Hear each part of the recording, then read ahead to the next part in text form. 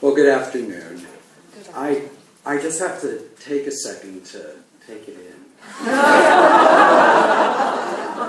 I've looked forward to this for a long time. And so it's a pleasure to be here, and I'll work very hard to stay on time as well. I'm Tim Vercellotti. I'm a professor of political science. I run a summer program for our university here in London, and that's how I came across the Archers. I've only been listening for 4 years, so I'm as old as Mungo Bellamy. But I've done my best to absorb as much as I can, and I'm just in awe of the collective knowledge in this room. So here we go. So, before I move on, I imagine Lillian having ridden Aziz to the polling station, and she's heading in there to cast her vote. So I'm looking at the role of political socialization and how it may be represented in the Archers when elections roll around. And circumstances being what they are, there have been quite a few elections to study, for better or for worse, in recent years.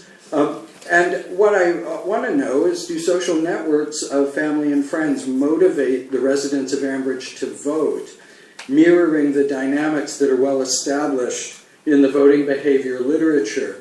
And sorry for the misspelling of behavior. Wow, here come the flapjacks. Although we know the Archers is fiction, now, those of us who are presenting today, we went through a peer review process for our paper submissions, and one of the anonymous reviewers said of mine, essentially, dude, you know these people aren't real. These are the scriptwriters talking, and the scales fell from my eyes. So it's not something I've done here. But so family and peer dynamics on the show may reflect what the listeners experience, or they may provide insights into civic engagement that might serve to inform and inspire listeners to participate. So in a small way, the program, by depicting these dynamics, these relationships, may be promoting civic engagement in the same tradition in which its original mission guided the show, which was disseminating sound farming practices after World War II. So let me say a little bit about the psychology of political socialization. It's the process through which children and adolescents form their views of the role citizens ought to play in politics. Some of the psychological predictors would be internalizing behavior that you see adults engaging in, observing to what extent they may participate in public life. Children also construct their own identities based on conversations with members of the household, particularly parents, but later peers in adolescence and early adulthood as well. There are also social factors that contribute in terms of motivating voting. Households provide a setting in which you can talk politics, and we know from previous research on British voting behavior, family members will even provide companionship in the act of voting, going with you to the polling station. In addition, voting is a public act, and depending on the norms of behavior in your social networks, fulfilling that duty might bring you some rewards, whereas abstaining from it may bring some sanctions as well. To quote a political scientist from the University of Chicago, Betsy Sinclair, put simply, individuals do not want to disappoint their friends and family, and that is how politics are contagious. So I have a couple of hypotheses that I seek to test. Individuals coming from families in which elders are engaged in civic life are more likely to internalize the norms while growing up and then participate in politics when the opportunity arises. However, an individual is more likely to participate when the individual wins the approval of members of the social network or risks disapproval for not participating. But, and this is an important caveat, the individual has to care about approval and disapproval. There are certain characters in the Archers who are just bad citizens, and they don't care. And so, and we'll see some examples of that in a few slides. So I take a look at the broadcasts around the time that these elections are announced or the campaigns begin, and then on or around polling day as well. It's important to step back and say a little bit about politics and the archers, and this theme has emerged in a few presentations today. There is politics in the archers, there's no question about it, but it's not the traditional left-right, Tory, Labour divisions. It's more issue-driven, but told through the characters. And so the interviews with editors and writers, and even some of the actors over the years, have said it's all driven by the stories. And when topical issues can be woven into the stories, all the better. And we see a quote here from Vanessa Whitburn talking about how they incorporated the debate over genetically modified crops into the storyline without taking an explicit position, although some would argue, well, implicitly they did, and that's something to discuss. So in terms of setting up ideals of civic engagement, we first look at the 2010 general election here. Gordon Brown calls the election, this is the last election under the old system where it was up to the Prime Minister to call the election when it was most advantageous for the party, although the clock ticks and within 5 years you've got to do it, and Brown just ran out of time. Here, this was not the best time, as we know now. But the campaign begins on April 12th. April 14th, we have a discussion here between Jim Lloyd, who has just recently moved to the Village, and Joe Grundy, where Jim, who emerges as a paragon of civic engagement, says, where is the local polling station? And Joe replies, it's the Village Hall. I thought it would be, so you won't have far to walk. The Village Hall apparently is very close to Green Acres. Jim says no, and Joe says, I don't think I will be bothering mine. And Jim is indignant. Why on earth not? Well, they're all the same, ain't they? Politicians, unreliable. And here's our lesson. Apathy isn't the answer, Joe. Our democratic traditions have been hard won. You're old enough to have seen that at first hand. But what we know, on polling day, Jim encounters Joe coming from the Village Hall and is euphoric and says, you did it. And he said, no, I'm rounding up bids for my auction of Grundy merchandise. So Joe is one of those characters who really doesn't care, doesn't seek the approval of others in the social network for civic engagement. 2015, here's the first election under the Fixed Parliaments Act. It's scheduled for the first Thursday in May, so the scriptwriters had some time to develop a short storyline, and it involves Pip Archer voting for the first time. So the night before, on May 6th, the story takes us to Grey Gables. Pip is there with David, and they're at the Hunt landowners' dinner. Pip goes off to get some drinks for her and her dad. On her way back, she gets into a visible argument with the father of a classmate about gay marriage as Adam is nearby across the room. David witnesses the confrontation and asks what happened. And she says, well, it was Lawrence's dad from my course making nasty remarks about Adam. Adam? Yes, telling everyone exactly what he thought about gay marriage. Oh, I couldn't help myself. Well, good for you. That is one of the points of politics, you know. What? That's what your mom was saying the other day. The stuff you feel strongly about. That's what voting's for. So up to this point, Pip wasn't necessarily making plans to vote. Well, you see, yeah, okay, I suppose. You know where the polling station is, don't you? The Hunt in the Village Hall car park? Yeah, okay, Dad, I get it. The next day, polling day, it's a day of shearing sheep at Brookfield. Ed Grundy and Jazzer are doing the job, but Pip and Toby are helping out. Rex comes by at the lunch break. This is only the second day of the Fair Brothers' presence in Ambridge, but we see all kinds of foreshadowing here. At the lunch break, Pip says, do I have time to run out and vote? Ed says, no, we've got to get right back to work. Toby says, vote? Why would you bother with that? And Pip defends voting, and Toby says, pretty and a social conscience. Do you rescue kittens too? And we're off and running, and Rex says, leave her alone, and we see the whole triangle emerging already. So on the way to the bull at the end of the day, Pip says, hey, can we stop at the polling station?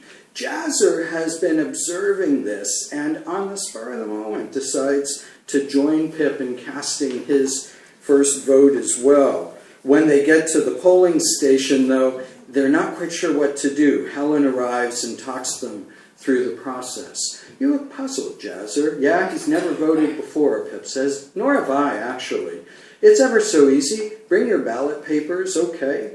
You make your mark in that little booth. Jazzer, I've never heard of any of these people. Pip, but you can see the parties they stand for. You must have some idea which party you prefer. Aye, when you wake up the next day with a smile on your face and no recollection of what caused it. Oh, come on, Jazzer, pick the one you want and put an X in the box. All right, then. Wait till my ma hears about this. She won't believe for years. Now, the storyline concludes the day after the election when the Grundys are talking about Jazzer and Pip voting for the first time. And Joe says to Ed, you didn't vote yourself then? Nah, I'm not really interested in all that. I don't hold with this not voting. That beardy fellow's got a lot to answer for. Eddie, always plugged into pop culture. Karl Marx? Ed, no, he means Russell Brand, Dad. And you may remember that Russell Brand had said there's not a dime's bit of difference, don't bother voting, and only comes around to endorsing labor at the very end, and it's certainly still not enough to help Ed Miliband. You don't vote, you got no right to complain about what you get. This is Joe, the same Joe who had scorned voting in 2010, and Eddie calls him on it and says, that's what you complain all the time, is it?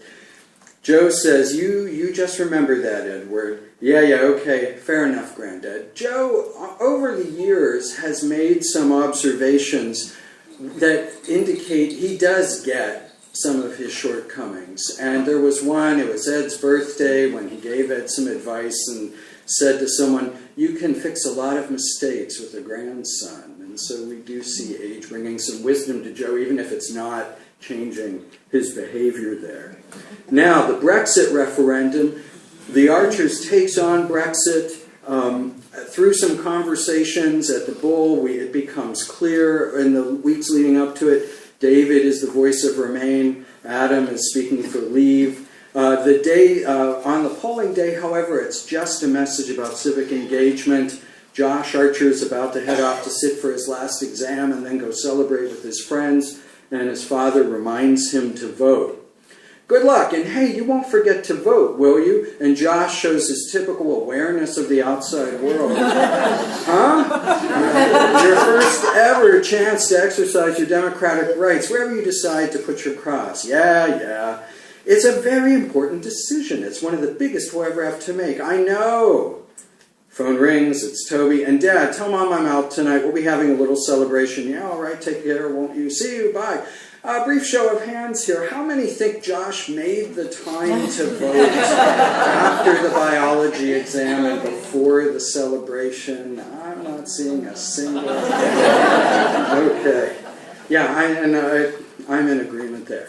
Okay, Ambridge and the snap election. The residents of Ambridge, like the rest of the UK, are caught completely off guard the following April when Prime Minister May calls for a snap election. The Tories have a small majority.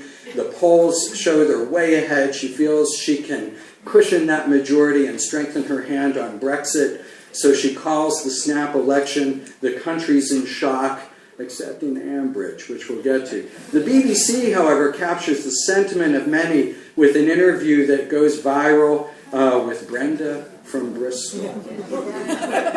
You're joking. Not another one? For God's sake, I can't stand this. There's too much politics going on at the moment. Why does she need to do it?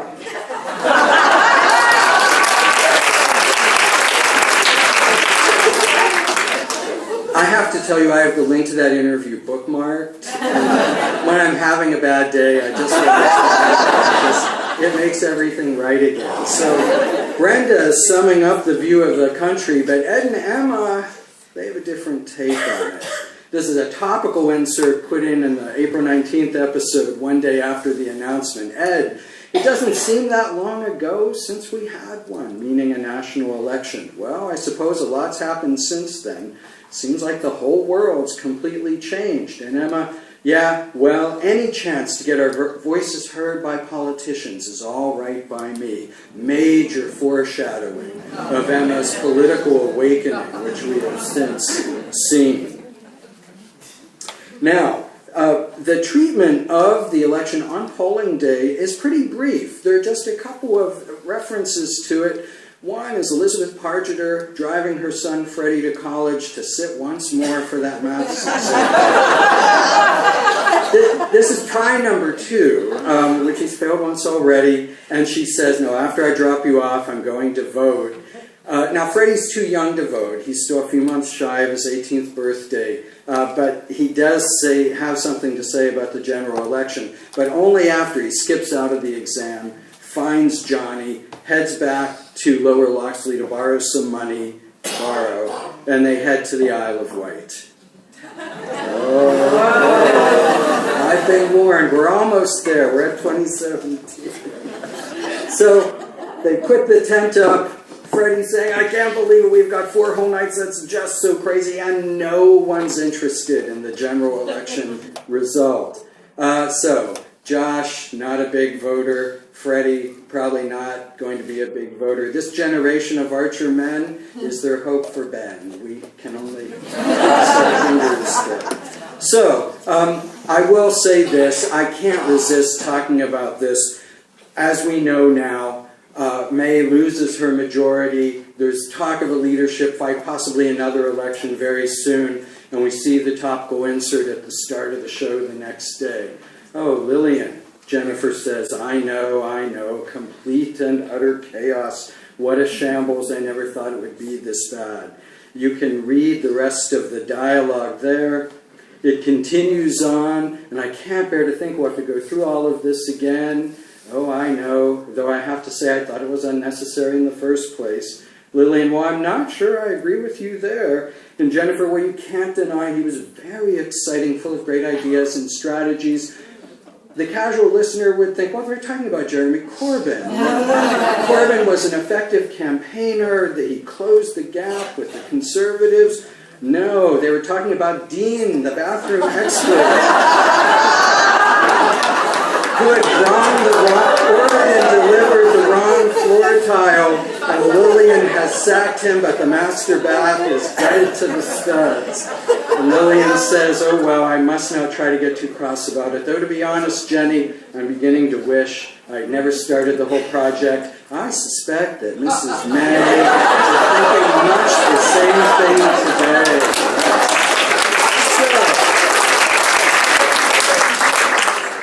So, is there evidence to support the hypotheses? Hypothesis 1 about political socialization, what we see and support. Pip voting in 2015. Ed Grundy, who's had some poor role models, failing to vote. Emma, who has a great role model in Neil Carter as chair of the parish council, expressing enthusiasm for voting. Our evidence against, here's our outlier, Josh, as well as Freddie.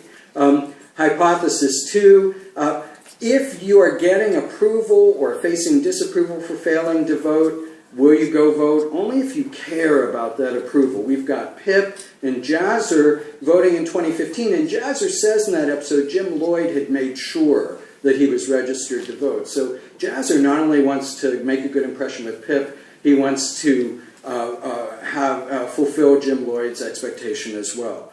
Joe Grundy not voting and clearly not caring in 2010, and Josh Archer likely failing to vote in 2016. So the larger lessons to draw, the Archers depicts voting and other forms of participation as a fulfillment of the social contract, and the community will be stronger when citizens honor that social contract. This message tends to be woven into the dramatic narrative. It's not as clunky as those early messages about farming from the early episodes. Much like the messages today about soil erosion, herbal lays, crop rotation.